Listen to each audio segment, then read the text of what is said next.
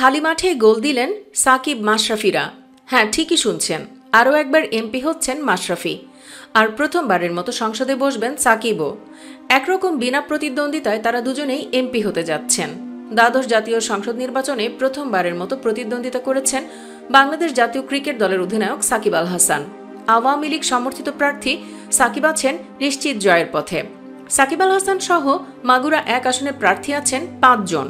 ডাব প্রতীকে বাংলাদেশ কংগ্রেসের কাজী রেজাউল হোসেন, লাঙ্গল প্রতীকে জাতীয় পার্টি সিরাজুস সাইফিন সাইফ, টেলিভিশন প্রতীকে ন্যাশনালিস্ট ফ্রন্টের মোতাসিম বিল্লা ও সোনালী আঁশ প্রতীকে তৃণমূল বিএনপির সঞ্জয় কুমার রায়ও আছেন নৌকা প্রতীকের সাকিবের সাথে।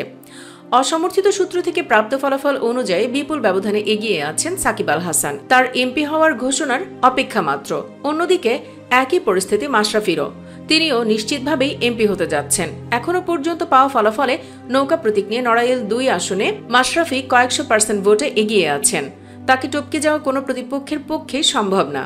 দর্শক, সাকিব মাশরাফি নৌকার এমপি হওয়ায় আপনি খুশি নাকি নারাজ? কমেন্টে জানিয়ে দিন আপনার অনুভূতি, আর অবশ্যই ভিডিওটি লাইক ও শেয়ার করুন।